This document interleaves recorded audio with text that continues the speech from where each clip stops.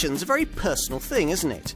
Even so, we think there'll be plenty of takers for this car, the second generation version of Peugeot's 3008.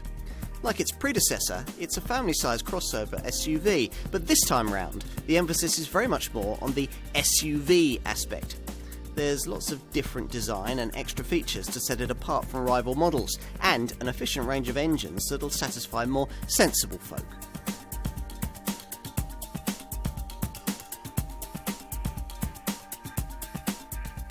Any car maker wanting to develop, build and sell a crossover SUV in today's crowded market knows that the product concerned is really going to have to stand out.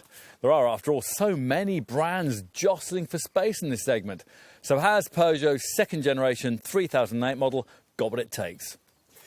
It's certainly been tasked with a much harder brief than its predecessor. The car launched back in 2008 at a time when every crossover was considered innovative, regardless of the way it was designed. This Mark II model 3008, though, genuinely is. Its unique i-Cockpit cabin, virtual instrument dials, headlining a whole package of features that Peugeot hopes will set this car apart.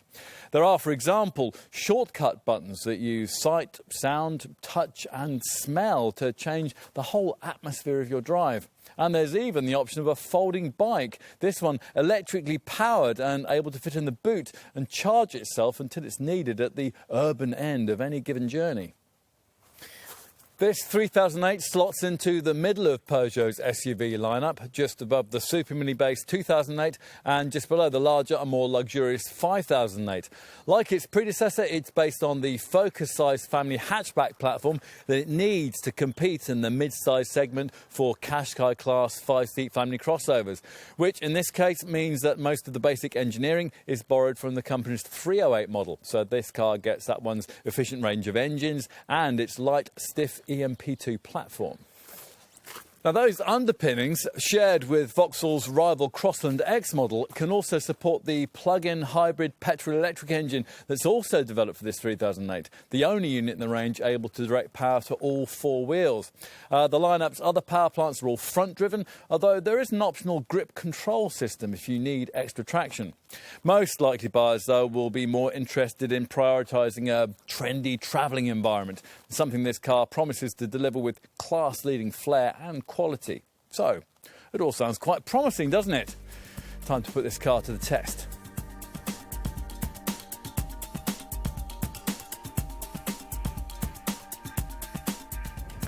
As with all crossovers, the idea here is to deliver everything people like about butch-looking SUVs in a more practical and affordable family hatch-based package. In other words, you get the looks without any of the compromises you'll not want to make if you never go off-road, which means muddy car parks can be negotiated, but you'll have to leave the wilderness stuff to Bear Grylls.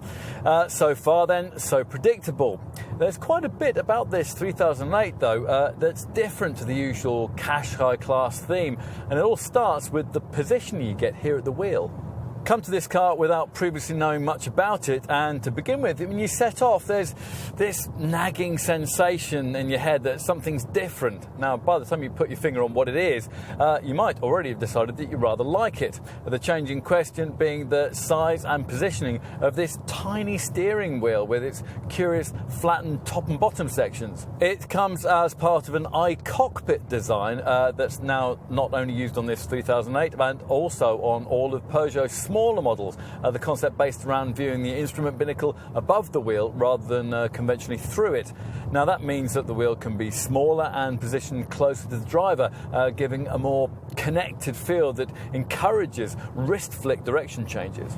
There are other differences too, the absence of a conventional speedo and rev counter dials, for example. You get virtual gauges instead on this configurable 12.3-inch instrument binnacle screen. If you think that's a gimmick, then you certainly won't like the i-Cockpit amplifier system that's fitted to GT models and offers a one-touch change to the things that you see and sense and smell and feel in the cabin. Two settings, relax and boost, can be preset with different lighting intensities, seat massage options, interior fragrance choices, and your choice of either normal or sport driving modes. From one perspective, I mean, all of this is a little bit silly, but then, if we're honest, a lot of the things we rather enjoy in life are a little like that when all's said and done, including the modern car buyer's continuing preference for wanting a family hatchback dressed up in a pair of hiking boots.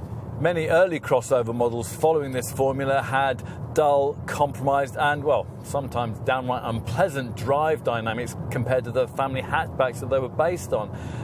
Adding in the required taller stance meant extra body roll, and that in turn created the need for stiff, overly firm suspension. The original first generation 3008 model was better than some of its contemporaries in that regard, but only because Peugeot almost completely gave up on making it rewarding to drive and concentrated instead on giving it a near class-leading quality of ride. With this second generation design, you sense that the engineers have moved on a bit. Well, you still wouldn't exactly call this car fun to drive, but it's certainly a lot more engaging than it was before, with lots of grip, well-controlled body roll, and a desire to change direction more keenly that's helped by this small wheel, but hindered by the rather vague steering feel. Despite the better handling, the suspension setup remains one of the best judged in the class, which is just as well because there's no opportunity to change it. The i-Cockpit amplifier system's sport mode are being limited to offering firmer throttle response, heavier steering, and on this auto model, quicker gear shift timings too. Plus, in this setting, you get a red-tinged instrument display too, which brings us right back to fashionable frippery. Having focused a lot on that kind of thing so far in this section, though, we should probably cover some of the more sensible stuff. Engines, for example. Now, since this car rides on the same modern EMP2 platform as Peugeot's 308 family hatch, it's no surprise to find that all of the power plants are borrowed from that car, primarily 1.6 litre and 2 litre BlueHDi diesels, and a zesty 1.2 litre 3-cylinder PureTech petrol unit. Now, rather unnecessarily, the brand has also thrown in its older 1.6 litre THP 165 bhp turbo petrol engine as an auto-only option further up the range. And you can also ask your dealer about a plug-in petrol-electric hybrid model that the brand chose not to include in the initial stages of this model's production run. Here, though, we're trying the pokiest unit, a 180 bhp 2 litre BlueHDi diesel that's fitted in this top GT automatic variant and puts out a substantial 400 newton meters of torque and makes 62 miles an hour possible in 8.9 seconds on the way to 131 mph. Much the same engine can be ordered with 150 bhp and a manual gearbox if you go for the lesser GT line variant, in which form this 3008 is at its best as a tow car, able to haul up to 2 tons. That derivative makes 62 miles an hour in 9.6 seconds en route to 129 miles an hour. Most likely buyers, though, won't prioritise either towing or outright speed, and for them, the two 1.6 litre BlueHDi variants will probably be ideal. You get a choice of either 100 or 120 brake horsepower outputs with that smaller diesel, but there's not much point in going for the lesser unit because it's no more efficient and it doesn't have the lusty 300 newton meter torque figure that gives that particular 3008 such a useful mid-range performance advantage over rival 1.5 litre diesel Nissan Qashqai and Renault Kadjar models. The volume 1.6 litre BlueHDi 120 brake horsepower 3008 model delivers much the same kind of benchmark performance as its 1.2 litre PureTech 130 bhp petrol power counterpart. So in both cases, rest to 62 takes around 11 seconds on the way to a maximum of 117 miles an hour. It's easy to be prejudiced against the use of a little 3-cylinder 1.2 litre petrol engine in a car of this size, but thanks to this Mark II model 3008's relatively light weight, this Peugeot copes quite happily in that form, and it would be a good choice in this guise for a lower mileage buyer. As for the off-road promise suggested by that SUV styling, well, it isn't completely without foundation, despite the fact that mainstream models can't be ordered with any kind of 4x4 system. Now, Peugeot thinks that customers in this class don't need the weight and complexity of all-wheel traction. So instead, the French brand offers 3008 buyers the extra cost option of an advanced grip control system as part of a package that this time around comes not only with special mud and snow tyres, but also a hill assist descent control system that is able to ease you down slippery slopes. As in the previous model, the grip control package copies Land Rover's terrain response setup in offering the driver the chance to choose different settings to suit different surfaces. 5 separate modes being on offer: normal, snow, mud, sand and ESP off. None of this is able to make this car into any kind of mud plugger, but in combination with a useful 219 mils of ground clearance, it is all enough to potentially make it a good deal more capable in a snowy snap than most of its competitors.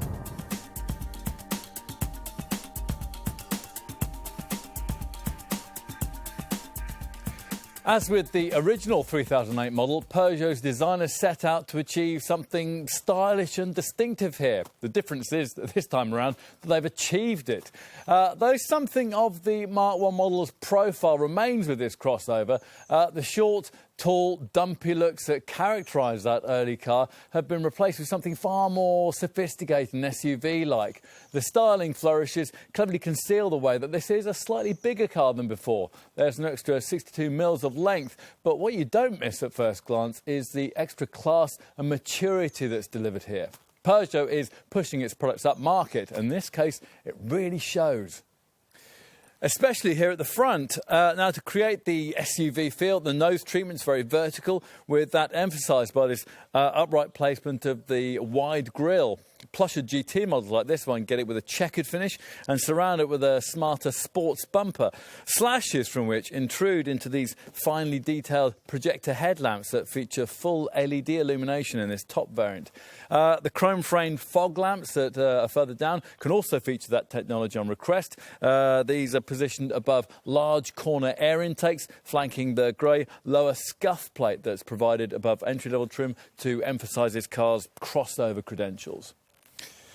Move to the side and the bolder, more ruggedly styled approach continues. Now, the original 3008 could have been mistaken for a scenic-shaped MPV, and it often was.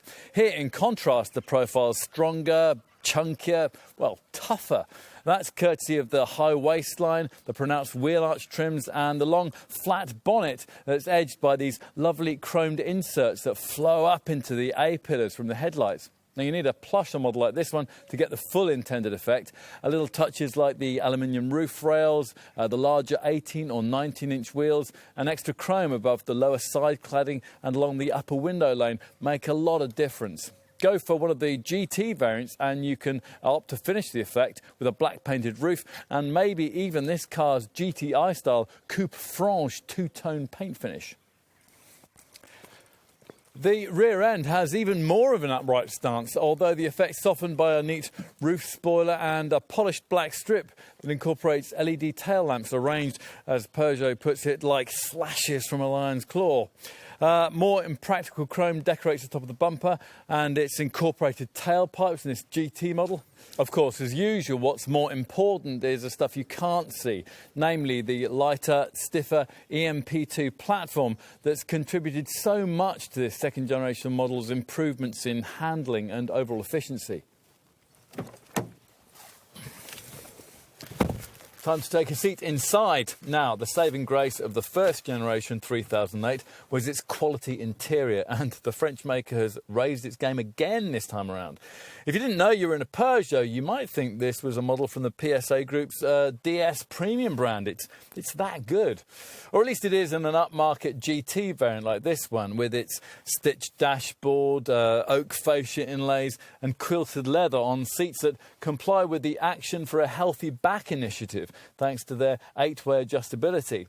Now, even lower down the range, the cabins provided put those of rivals to shame, with copious amounts of chrome trim and lovely design features like this piano key switchgear and also this BMW-style shard-like auto gear lever. But if that's the first thing you notice, then without doubt the second is the steering wheel and instrument binnacle design, the latest evolution of what Peugeot calls its i-Cockpit layout.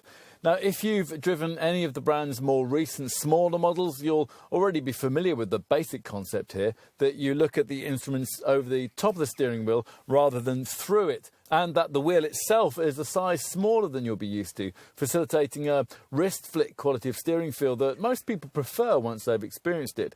Now, we've always rather liked this setup, but lots of other commentators haven't, so Peugeot has evolved it here in two ways, one very simple and one very complex.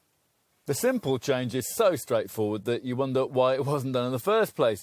Both the bottom and the top of the wheel have been flattened so that when you adjust the thing, it's easier to find a position that doesn't either brush your knees or obscure the gauges ahead.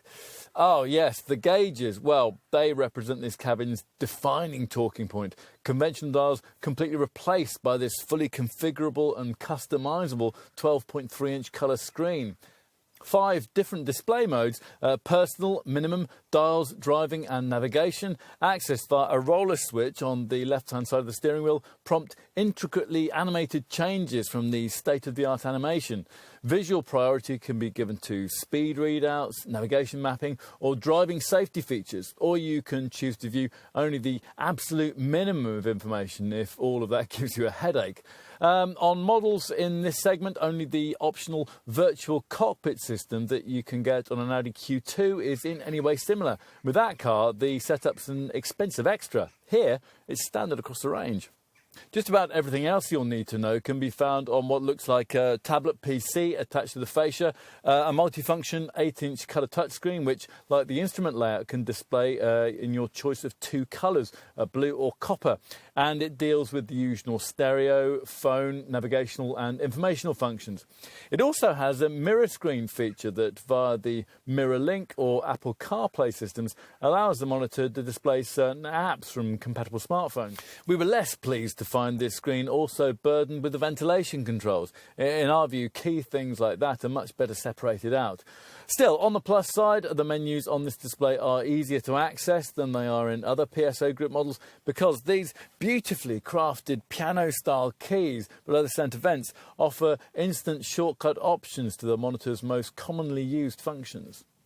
Now, one of these shortcut options is a feature you'll either love to death or think to be something of a gimmick: the i-Cockpit amplify system that's standard on GT models like this one.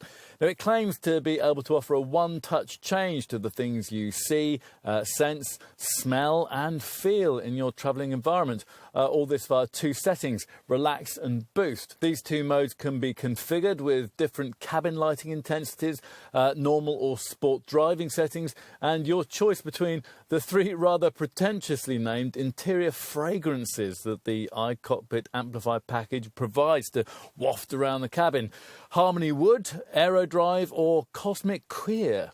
And if your 3008 has the optional driver's seat massaging feature that's standard on this GT variant, then the 4 different settings that come with can also be programmed into the Amplify setup.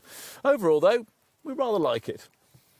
But there's not much point in having frippery functionality like that if basics like cabin storage haven't been properly dealt with.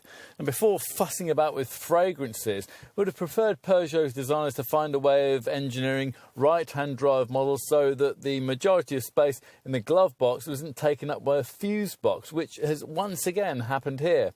To be fair, that is compensated for by a lot of stowage space elsewhere, most of it in this absolutely enormous 11-litre air-conditioned box between the seats with its neat stitched butterfly opening double lid. In front of this lie 2 large cup holders, plus there's a further tray alongside the gear stick and another one in front of it that's clearly intended for your smartphone, hence the nearby USB and 12-volt ports. On plusher models like this one, this area incorporates the wireless charging mat too. The door bins are also reasonably sized. They include recesses for bottles and come carpeted to stop loose items from rattling around. As for all-round visibility, well, that's okay once you've adjusted to these rather thick front A-pillars that can sometimes get in the way at junctions. The rather small rear screen can occasionally make reversing awkward too, though on most models that's mitigated by the standard provision of parking sensors and a reversing camera. Time to take a seat in the rear. Now, if you're lifting things like child seats in and out, you'll be glad of this model's high roof height and its wide opening doors. And once inside, you'll also appreciate the second generation 3008 model's extra 62mm of wheelbase, something that's freed up 24mm of extra cabin length for knees and legs back here. However, the placement of the front seats does make it a bit difficult to slide your feet beneath them. Overall, though, there's significantly more room than you get in a conventional Peugeot 308 hatchback, the only caveat being that headroom can be slightly compromised if you've got a model that's fitted with this huge glass panoramic roof. We would want that feature, though, because without it, the combination of tinted glass and this bodywork's high waistline can make this rear cabin feel smaller than it actually is. Now, that's one reason why you might get inside a lower spec model and think that the rear seat of a competitor like Volkswagen's Tiguan or Seat's Attica is bigger. And in fact, the figures suggest that there's really not much in it, although the 3008 does lack that useful reclining sliding seat that you get in that VW. On the plus side, this Peugeot will be a better bet if there's a need to take 3 adults back here, thanks to the notably low height of this central transmission tunnel. If there are only 2 of you, then this central armrest can be folded down, revealing a couple of useful cup holders. Now, as you'd expect, there are Isofix child seat mounts on the 2 outer seats, along with narrow door bins and seat-back cargo nets. Finally, let's take a look in the boot. Now, the tailgate is easy to lift up, so you don't really need the electric operation that's supplied as standard with this GT variant, and that's functionality that can be activated with a wave of your foot beneath the bumper. If you, for example, find yourself approaching the car laden down with bags. Once the hatch is raised, an impressively large 591-litre space is revealed. That's nearly 90 litres more than the previous generation model could offer. The total capacity is beaten in this class only by Volkswagen's Tiguan, and it's vastly more than most competitors offer. It's 161 litres more than you get in a Qashqai, for example. Now, for effective use of this space, there are tie-down points that you can use with an optional boot restraining net, plus there's a 12-volt socket and removable side panels that make it easier to transport wider items. An adjustable height boot floor has also been designed in, but it is annoying that A, you have to stretch to one of the pricier GT models to get that included in the price, and B, it won't work in its lower position if you specify a full-size spare wheel to replace the space saver that we've got here as standard. On the plus side, there is a version of this adjustable floor that can be extended out over the rear bumper, where it can hold as much as 100 kilos, so it can act either as a useful picnic seat or an aid to getting items in or out. That feature is standard on GT variants, and it's optional further down the range. That's something we'd want. Now, one of the few things we miss about the first generation 3008 model is its split tailgate, so this feature brings some of that functionality back. Lengthy items like skis can be pushed forward through the provided central hatch, and if you use these cargo sidewall catches and push forward the 60/40 split folding rear bench, then Peugeot's magic flat flooring system means that a completely level carriage area is revealed, 1,670 litres in size. Avoid entry-level trim, and you also get a fold-flat front passenger seat that, when it's pushed forward, could even allow this cabin to swallow something like a small kayak.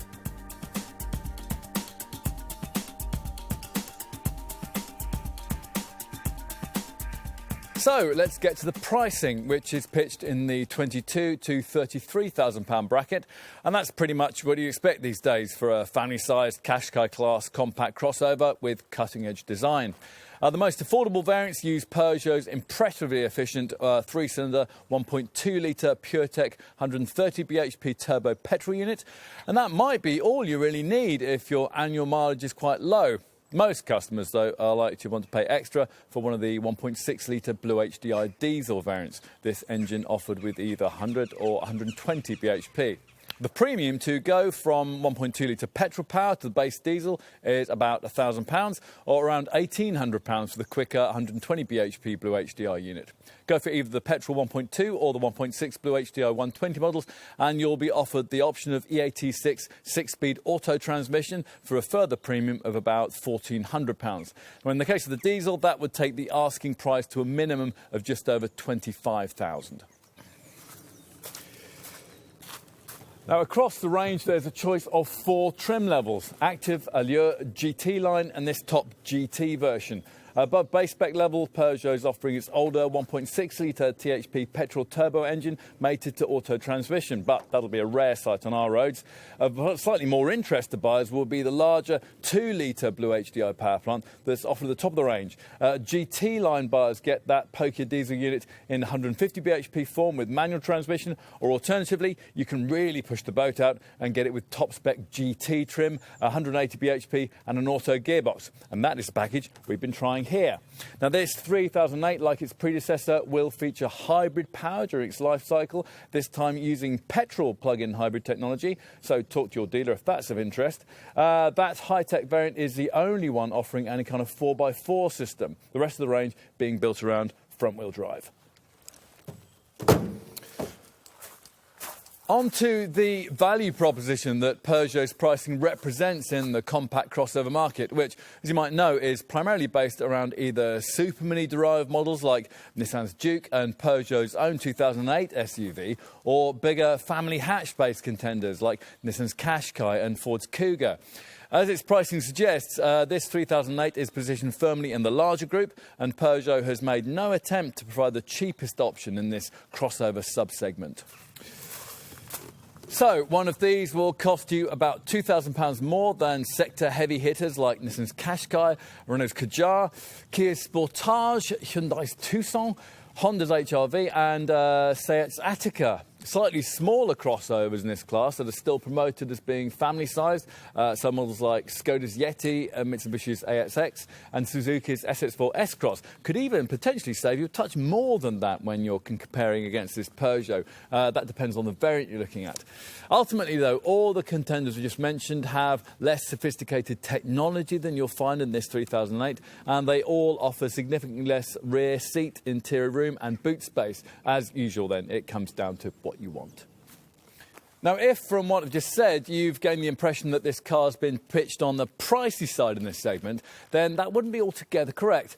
Actually, the French brand's chosen something of a middle ground in this respect, there being plenty of comparable rivals in this class that are more expensive. So, list price-wise, you'd have to find a few hundred more than is needed for a 3008 if you were to opt for a model like Ford's Kuga or Volkswagen's Tiguan. You could also easily spend more in this class on a crossover like Mini's Countryman, Audi's Q2, Mazda's CX-5, Subaru's XV, or the hybrid version of Toyota's CHR. And Peugeot rather bravely argues that the 3008 is large and sophisticated enough to offer a real alternative to premium badged compact crossovers that cost around £5,000 more. So models like Audi's Q3, Mercedes GLA and the BMW X1. You may disagree.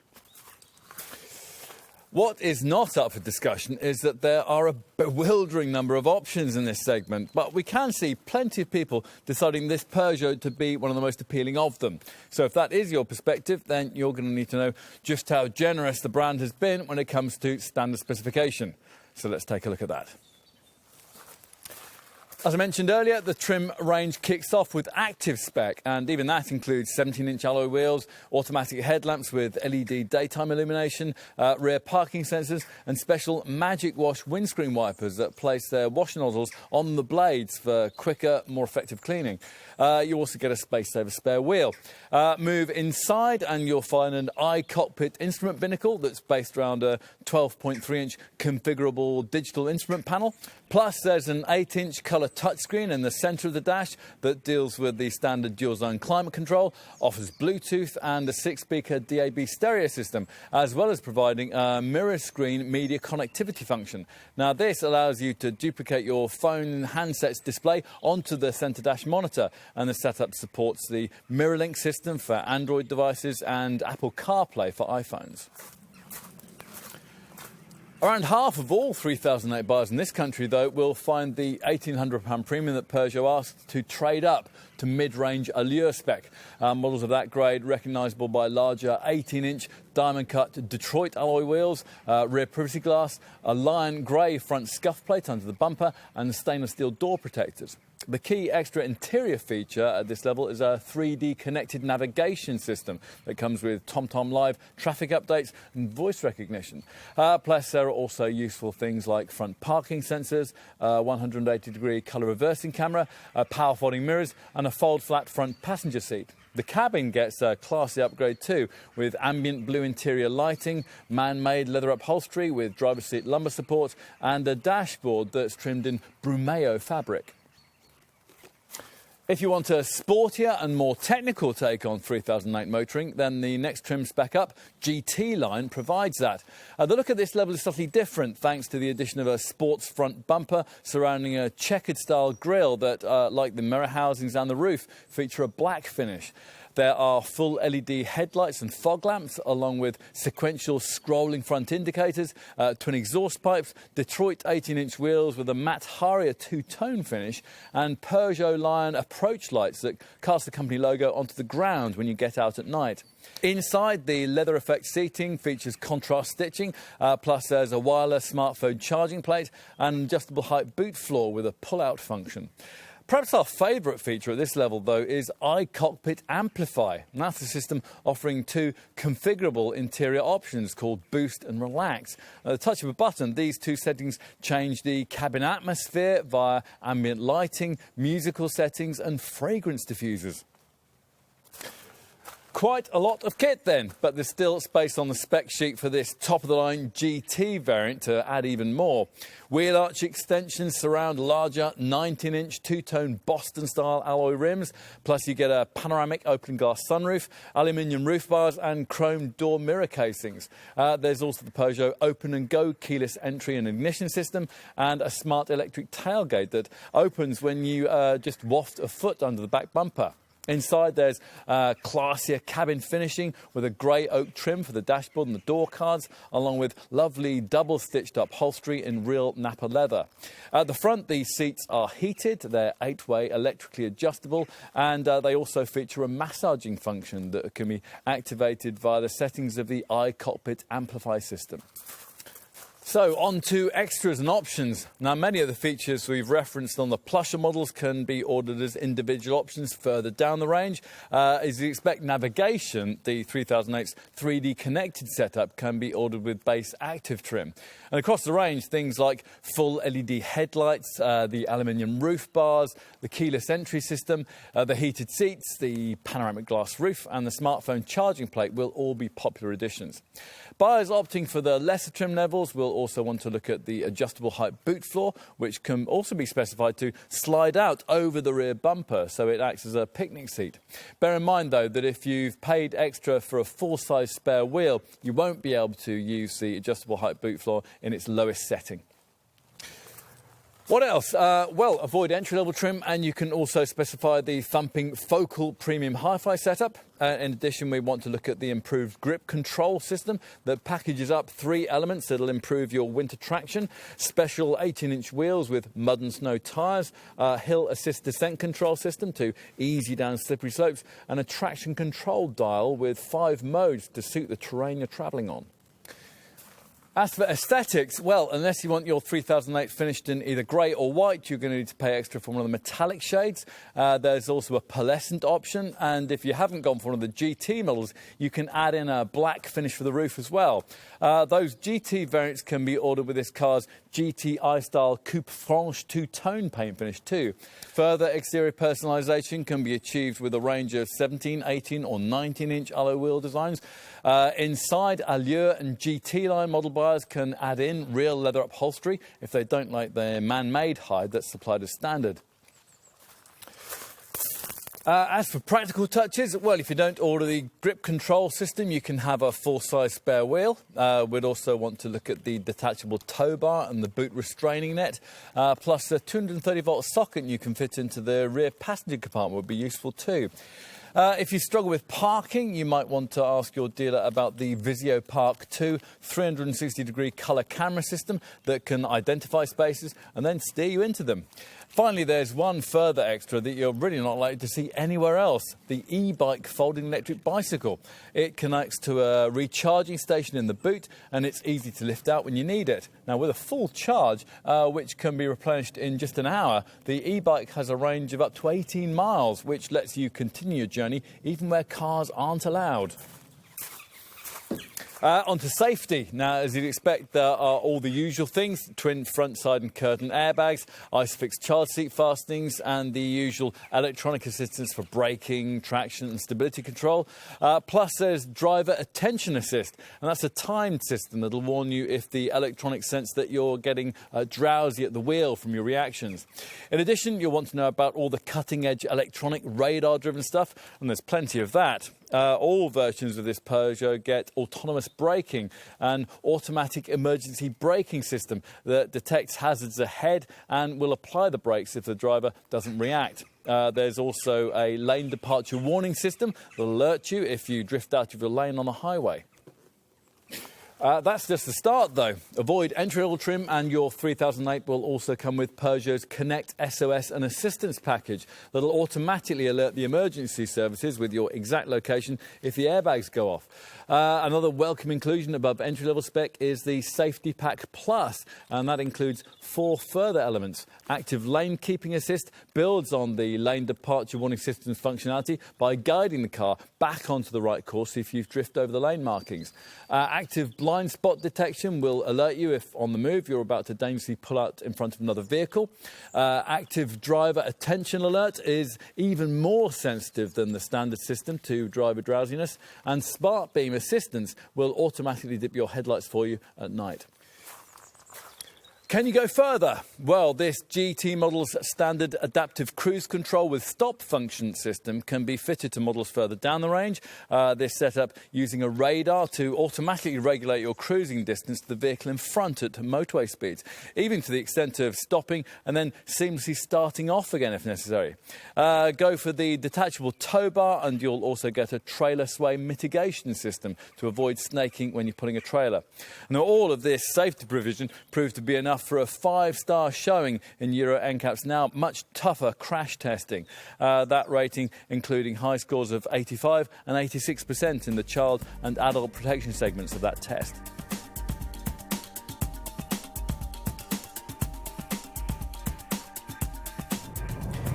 It used to be that there was quite a big running cost penalty for choosing any sort of crossover SUV over a conventional Focus-sized family hatch, and the reason why was mainly due to weight. Now, take a Ford Kuga, for example, which weighs a hefty 1.6 tonnes. That's around 300 kilos more than the Focus it's based on. If, in contrast, you compare this 3008 with its counterpart, the 308 hatch, the difference is around half that. This Peugeot SUV able to tip the scales at as little as 1,250 kilos in base petrol form. Now, even rivals that are recognised as being relatively light and agile can't match that. Comparable Nissan Qashqai, for example, is nearly 70 kilos heavier. Match that to cutting-edge engine technology with stop-start efficiency, and you'd expect this 3008 to deliver a near-class-leading set of running cost returns, which it pretty much does. Both 1.6-litre BlueHDi diesel variants deliver the same kind of showing, 70.6 miles per gallon on the combined cycle, and around 104 grams per kilometre of CO2. Now, in this segment, only the 1.5 DCI versions of Nissan's Qashqai and Renault's Kadjar can better that, and they don't deliver the same kind of 300 Nm pulling power you get from the BlueHDi 120 diesel engine that most 3008 customers are expected to choose. Now, that BlueHDi 120 unit can also be ordered with optional EAT6 auto transmission, but in that case your returns will drop to 67.3 miles per gallon and 108 grams per kilometre. Peugeot thinks that around 70% of 3008 buyers will opt for a diesel engine like that, but we think quite a few of them should carefully consider the merits of the alternative 1.2-litre PureTech 130 bhp petrol unit before they sign on the dotted line. This 3-cylinder engine will probably struggle in one of this Peugeot's heavier competitors, but here it copes absolutely fine, and it returns 55.4 miles per gallon on the combined cycle and 117 grams per kilometre of CO2, with an only fractional reduction on that if the E86 Auto Box is specified. We'd be less inclined to recommend the other conventional petrol engine on offer, an older tech 1.6 litre THP 4-cylinder power plant that comes with 165 bhp and can only be mated to auto transmission. Now here the figures are 48.7 miles per gallon and 129 grams per kilometre. As for other engine options, well, if budget allows, you might want to try the 2-litre BlueHDi diesel power plant that we've been testing here. That's a unit that comes in two forms. The version with 150 bhp and manual transmission returns 64.2 miles per gallon and 114 grams per kilometre, while this 180 bhp unit in this top GT automatic model manages 58.9 mpg and 124 grams per kilometre. Finally, if you're wondering about the hybrid engine option that was available to buyers of the first generation version of this car, well, this time around that will be offered too, though with this Mark II model, the unit in question will be a plug-in petrol electric power plant that's able, Peugeot claims, to travel up to 31 miles between charges. Of course, running costs are about a lot more than just fuel economy and CO2 returns. So, what else are you going to need to know? Well, there is the usual unremarkable 3-year, 60,000 mile warranty, and service intervals are every 12,500 miles or once a year, whichever of those comes around first.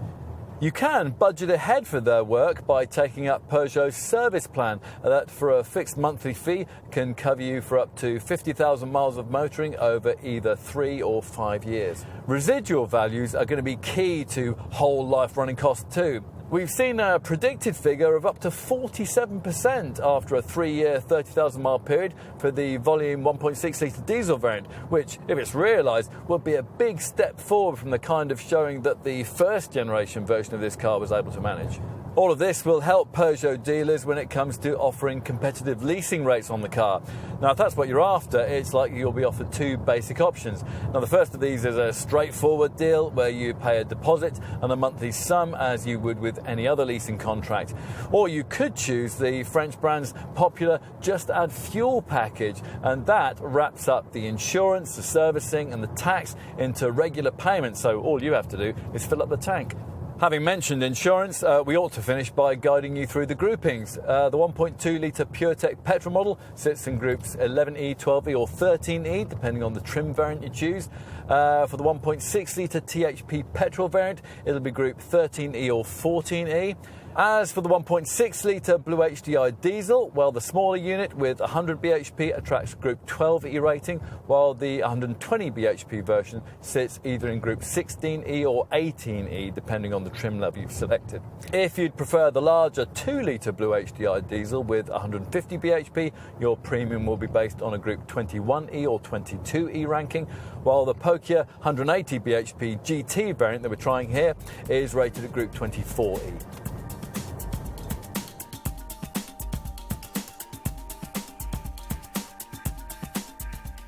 It would have been hard to attach an SUV badge to the first generation 3008 with any kind of credibility. This Mark II model, though, attacks that role with as much conviction as a modern crossover buyer would want. What Peugeot's realised is that these days a car like this has to do more than merely look the part. It's a lifestyle choice, which means that it needs to be able to change aspects of your motoring lifestyle. The atmosphere you drive in, the way you can use the cabin instruments, the kind of mobility choices you can make at journey's end. A 3008 can make a difference in all these areas in a way that no other car in this class can. Of course, it also needs to get the basics right too. As before, this is one of the most spacious and efficient cars in its segment, attributes further aided here by the new EMP2 platform. True, the diesel engines can be a bit noisy when they're pushed, and other models in the sector still handle better, but few of those ride the bumps as well as this one. And this time round, the excellent damping package has been matched with a slightly more involving on-the-road experience. In summary, this is, in short, a very sophisticated kind of compact SUV. Crossovers, it seems, have moved on. To find out how far, try driving one of these.